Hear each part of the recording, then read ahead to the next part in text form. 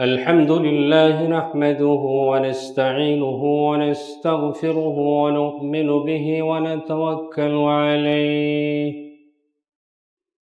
ونعوذ بالله من شرور أنفسنا ومن سيئات أعمالنا من يهده الله فلا مضل له ومن يضلل فلا هادي له ونشهد أن لا إله إلا الله وحده لا شريك له ولا مثل له ولا مثيل له ولا شبيه له ونشهد أن سيدنا حبيبنا وطبيبنا وطبيب قلوبنا محمد صلى الله عليه وسلم الذي أرسله بالحق بشيرا ونذيرا وداعيا إلى الله بإذنه وسراجا منيرا فقد قال الله تعالى في كلامه المجيد وفرقانه الحميد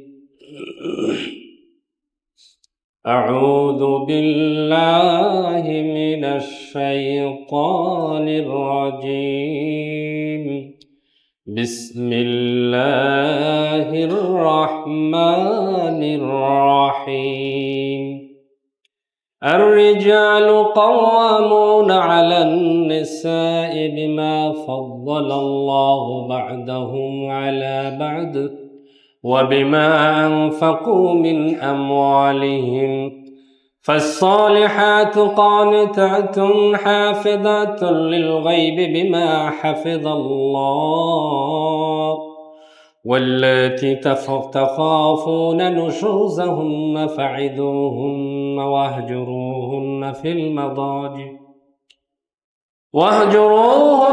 المضاجع واضربوهن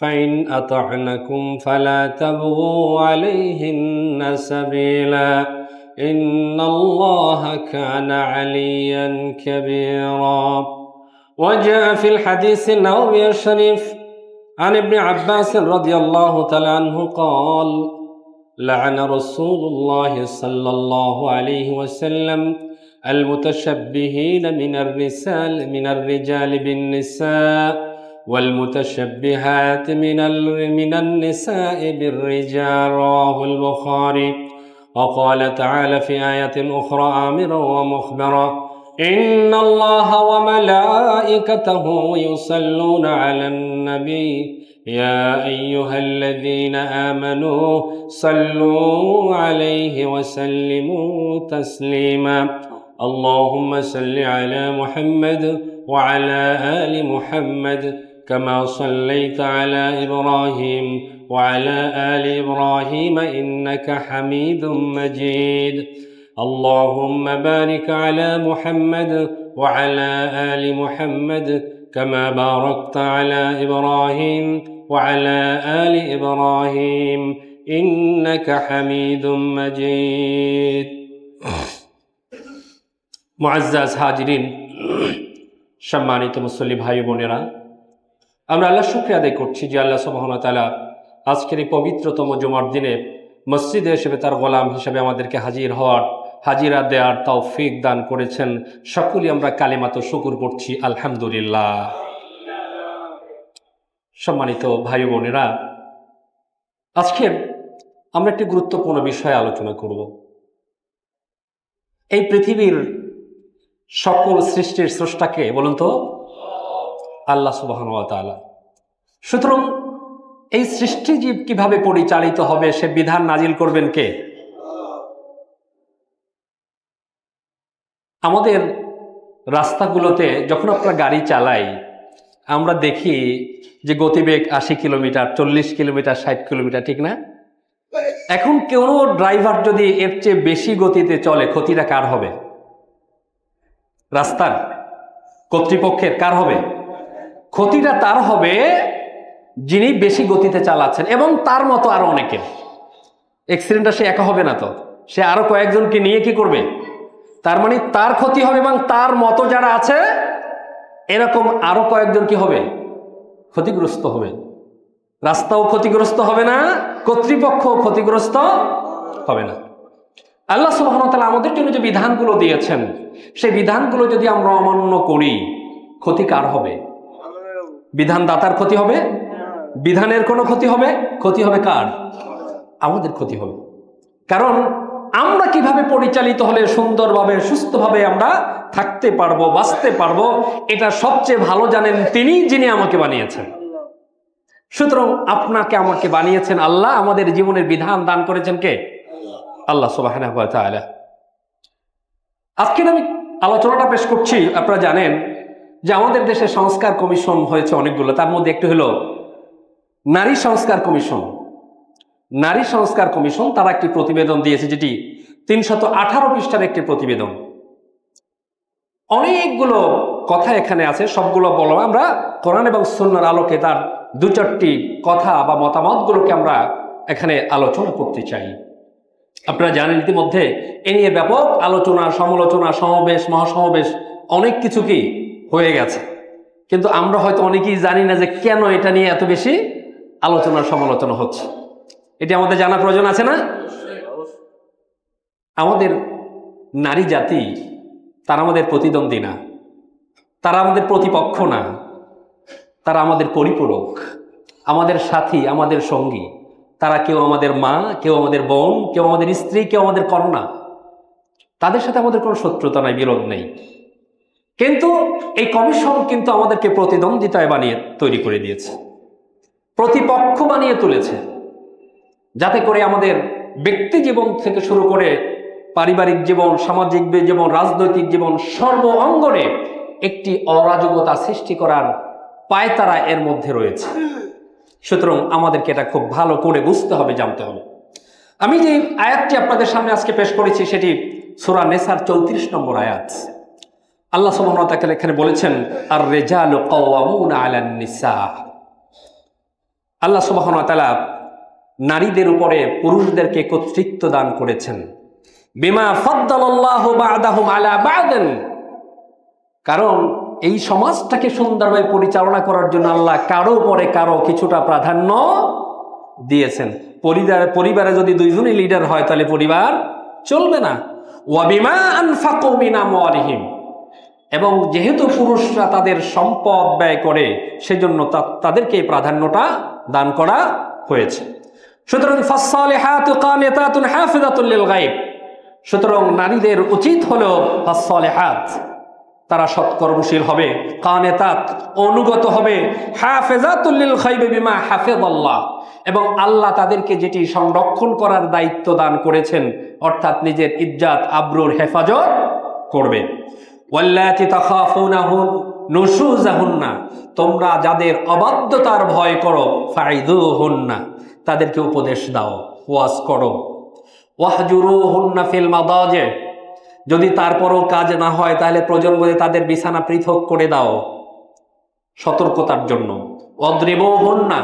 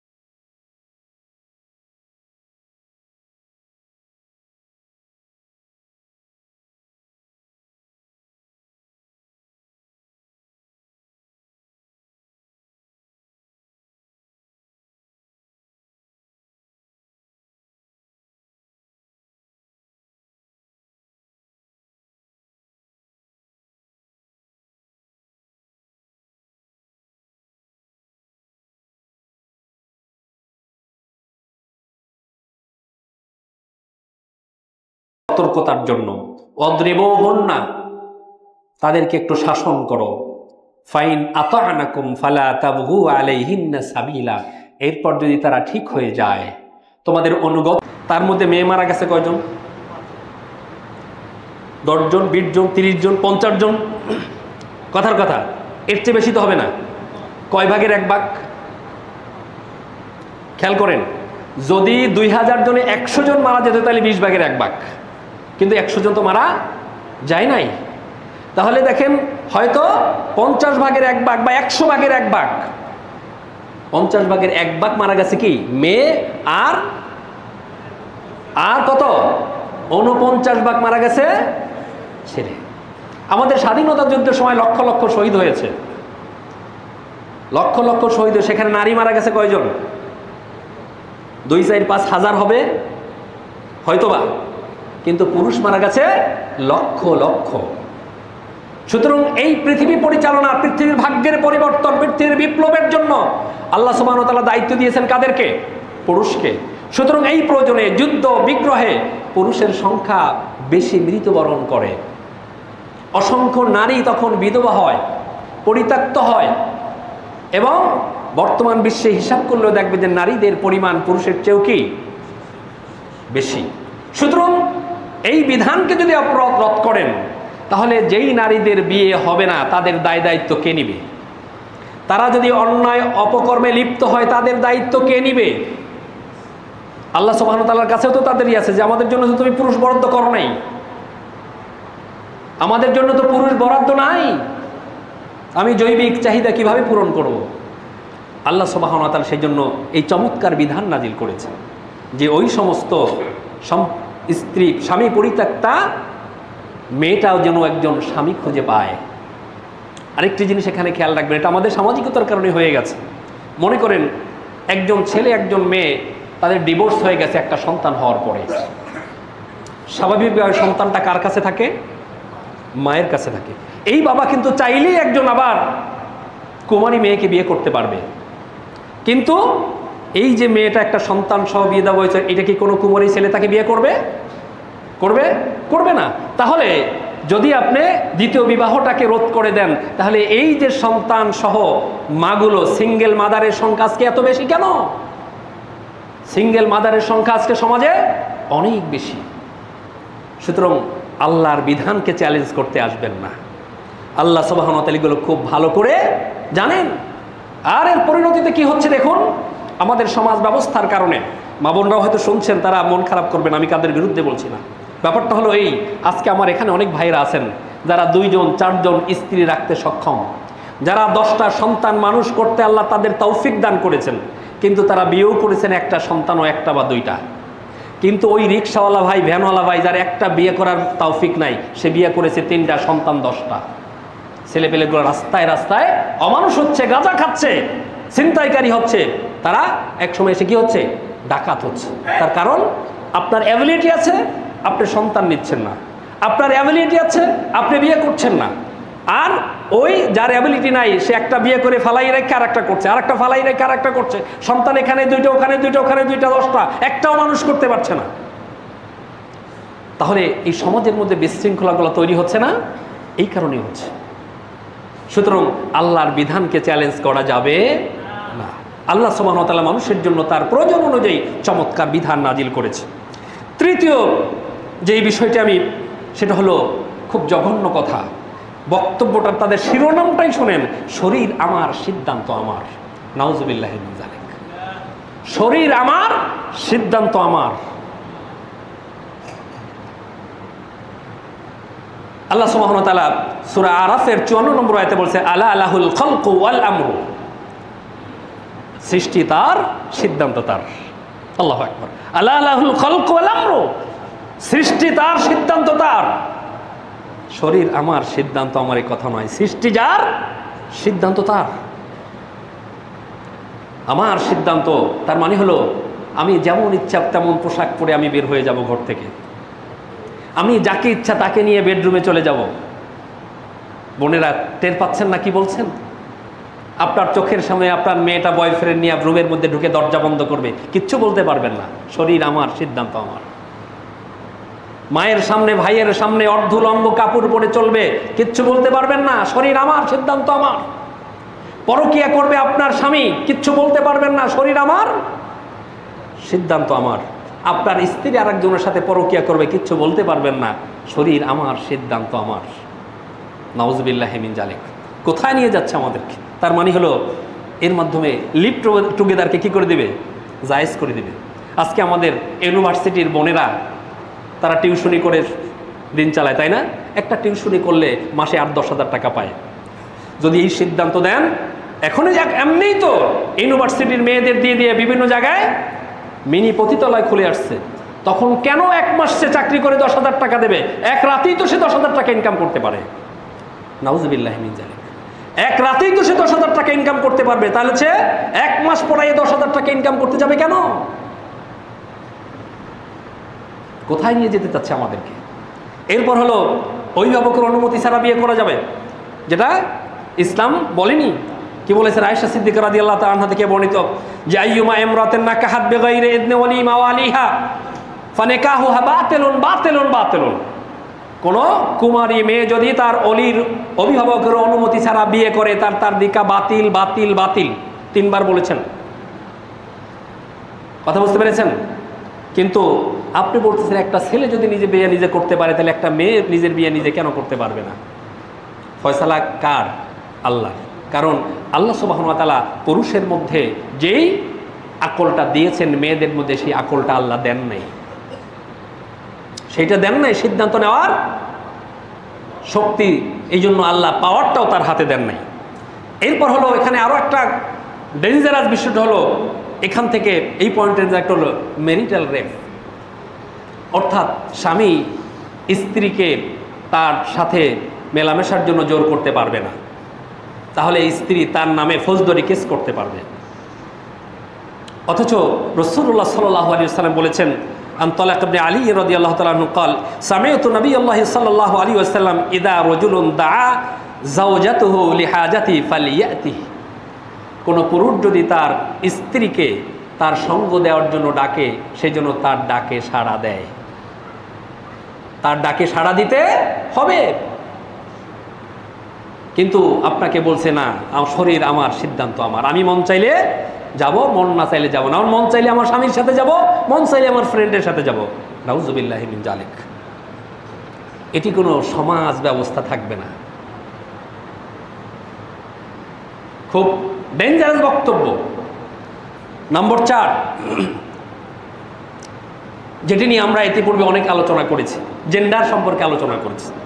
এই জেন্ডার সম্পর্কে আলোচনা করতে দিয়ে 4র্থ অধ্যায়ের মধ্যে সেখানে মূলত বলা হয়েছে ট্রান্সজেন্ডারের কথা। অর্থাৎ আমি পুরুষ হিসেবে জন্মগ্রহণ করছি, আমি চাইলে আমি নারী হয়ে যেতে পারবো। নারী হিসেবে জন্ম করছি, আমি চাইলে কি আমি পুরুষ হয়ে যেতে পারবো। এই অধিকার আমার আছে। কারণ এই অধিকার থেকে দেখেন না, ফেসবুকে দেখেন যে অনেক দেশের মানুষ কুকুর হয়ে যাচ্ছে। কি অনেক সার্জারি করে করে আল্লাহ তোমারে বানাইছে আশরাফুল মাখলুকাত মানুষ, সে হয়ে যাচ্ছে কি কুকুর হয়ে যাচ্ছে। মানুষের রুচি যদি খারাপ হয়ে যায়, আল্লাহ সুবহানাহু ওয়া তাআলা তোমাকে যেভাবে বানিয়েছে তুমি খুশি থাকতে পারছো না? আল্লাহর সৃষ্টির উপরে তুমি কি রাজি থাকতে পারছো না? আল্লাহ আমাকে যেভাবে বানাইছে আমি কি অন্যভাবে নিজেকে উপস্থাপন করতে চাই। দেখুন আল্লাহ সুবহানাহু ওয়া তাআলা সূরা নিসার 119 নম্বর আয়াতে বলেছেন, অনেকগুলো কথার মধ্যে আমি সব বলতে পারবো না, এই জন্য সংক্ষেপে বলছি। সেটা হলো ওয়ালা আমুরান্নাহুম ফালইউগাইয়িরুন্না খালকাল্লাহ,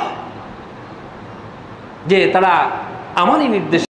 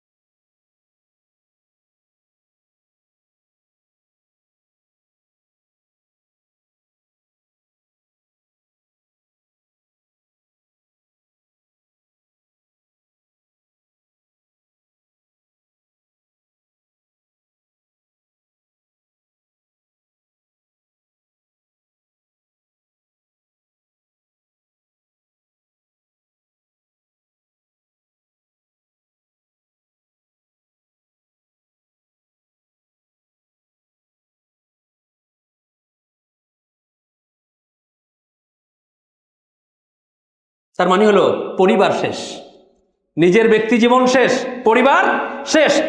3 নম্বর আসেন, দেশটাকে একটা উন্মুক্ত পতিতালয়ে পরিণত করলেন।